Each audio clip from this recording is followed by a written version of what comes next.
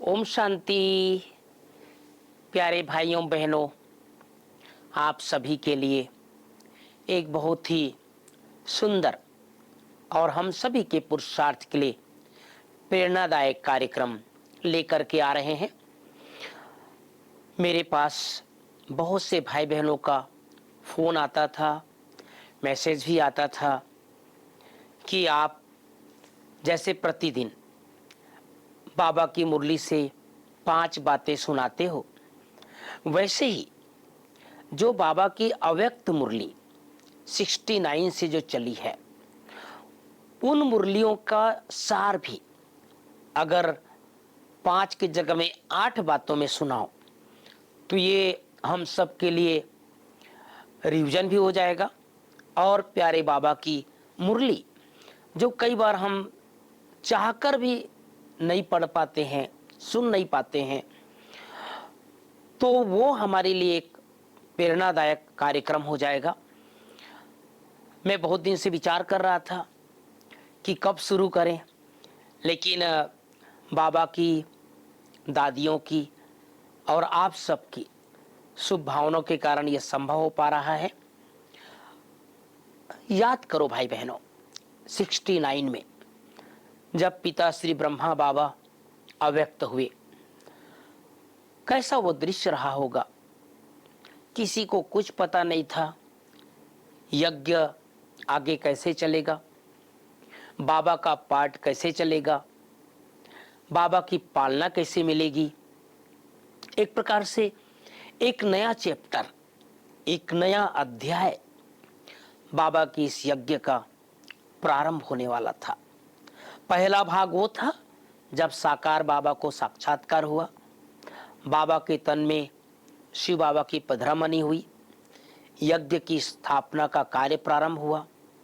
और दूसरा भाग जब स्वयं ब्रह्मा बाबा अव्यक्त हो गए, साकार वतन से संपूर्ण होकर सूक्ष्म वतन निवासी बन गए।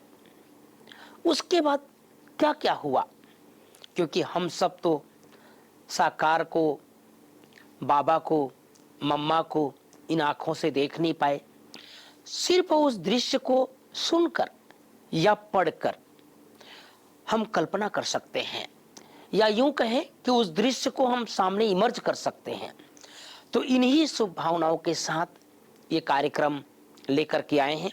मुझे आशा है आप सब प्रतिदिन बाबा के सुंदर संदेश और बाबा की मुरली सुनेंगे, अध्ययन करेंगे, मनन चिंतन करेंगे। तो आज वो 69 18 जनवरी 1969 बाबा के अव्यक्त होने के बाद लगातार कुछ दिन तक संदेश आया, और वो संदेश शुरुआत में आप सबको हम सुनाएंगे और उसके बाद बाबा की मुरलियां जो चली है उसको सुनाएंगे। तो आज पहला संदेश 18 जनवरी 1969 पिताश्री जी के अव्यक्त होने के बाद गुलजार दादी जी के द्वारा अव्यक्त वतन से प्राप्त दिव्य संदेश। पहला संदेश आप सब पहुंच जाइए 69 में पांडव भवन में। कैसा वो दृश्य था, कैसे गुलजार दादी जी सूक्ष्म वतन में गई और क्या संदेश लेकर के आई, वो सब अक्षरशः सुनेंगे। तन और मन की हलचल को समाप्त कर देही अभिमानी बनो। आज जब हम वतन में गई तो शिव बाबा बोले, साकार ब्रह्मा की आत्मा में आदि से अंत तक 84 जन्मों के चक्र लगाने के संस्कार हैं। तो आज भी वतन से चक्र लगाने गए थे। ये शिव बाबा गुलजार दादी जी को सुना रहे हैं। जैसे ब्रह्मा बाबा को अंदर संस्कार है 84 जन्मों के चक्र लगाने की, तो वतन से बाबा साकार में चक्र लगाने गए थे। जैसे साइंस वाले रॉकेट द्वारा चंद्रमा तक पहुंचे और जितना चंद्रमा के नजदीक पहुंचते गए उतना इस धरती की आकर्षण से दूर होते गए। पृथ्वी की आकर्षण खत्म हो गई। वहां पहुंचने पर बहुत हल्कापन महसूस होता है, जैसे तुम बच्चे जब सूक्ष्म तन में आते हो तो स्थूल आकर्षण खत्म हो जाती है।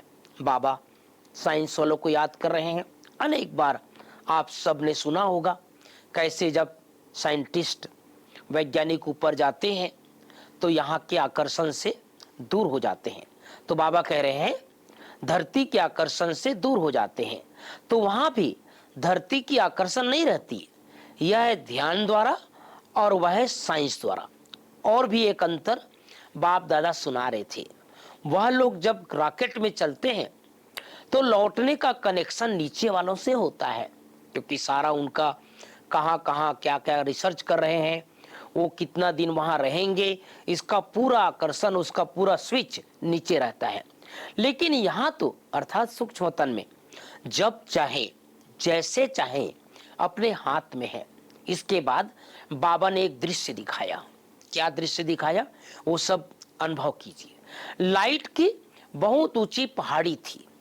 उस पहाड़ी के नीचे शक्ति सेना और पांडव दल था। ऊपर में बाप दादा खड़े थे। इसके बाद बहुत भीड़ हो गई। हम सभी वहां खड़े ऐसे लग रहे थे जैसे साकारी नहीं लेकिन मंदिर के साक्षात्कार मूर्त खड़े हैं। सभी ऊपर देखने की कोशिश कर रहे थे। जो भीड़ में खड़े थे वो सब ऊपर देखने की कोशिश कर रहे थे, लेकिन ऊपर देख नहीं सके। जैसे सभी बहुत तरस रहे थे। फिर थोड़ी देर में एक आकाशवाणी की तरह आवाज आई कि शक्तियों और पांडवों द्वारा ही कल्याण होना है। उस समय हम सब के चेहरे पर बहुत ही रहमदिल का भाव था। उसके बाद फिर कई लोगों को शक्तियों और पांडवों से अव्यक्त ब्रह्मा का साक्षात्कार, शिव बाबा का साक्षात्कार होने लगा। फिर तो वह सीन देखने की थी। बाप दादी सुना रही है, वह सीन बहुत देखने की थी। कोई हंस रहा था, बाबा कह रहे हैं कोई कोई हंस रहा था। वो जो भीड़ खड़ी थी उसमें कोई हंस रहा था और कोई पकड़ने की कोशिश कर रहा था, कोई प्रेम के आंसू बहा रहा था। लेकिन सारी शक्तियां आग के गोले समान तेजस्वी स्वरूप में स्थित थी। इस बाबा ने सुनाया अंत समय में। अब ये बहुत सुंदर बात बाबा जो सुना रहे हैं इस दृश्य के बाद, अंत समय में तुम्हारा यह व्यक्त शरीर भी बिल्कुल स्थिर हो जाएगा। अभी तो पुराना हिसाब किताब होने के कारण शरीर अपनी तरफ खींचता है, लेकिन अंत में बिल्कुल स्थिर तथा शांत हो जाएगा। कोई भी हलचल न मन में न तन में रहेगी, जिसको ही बाबा कहते हैं देही अभिमानी स्थिति।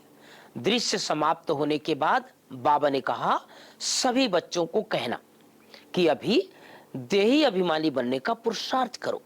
जितना सर्विस पर ध्यान है उतना ही इस मुख्य बात पर भी ध्यान रहे कि देही अभिमानी बनना है। तो प्यारे भाइयों बहनों, प्यारे बाबा का ये पहला संदेश, बाबा जब अव्यक्त हुए 18 जनवरी 1969 को, गुलजार दादी जी मधुबन में थी और उस समय ये प्यारे प्यारे बाबा ने बहुत सुंदर संदेश हम सबके सामने रखा कि कैसे ब्रह्मा बाबा के अंदर 84 जन्म चक्र लगाने के संस्कार थे। तो मैं जब ये संदेश सुन रहा था तो मुझे लग रहा था केवल ब्रह्मा बाबा के अंदर नहीं बल्कि हम सब बच्चों के अंदर भी 84 जन्म के चक्र के संस्कार हैं।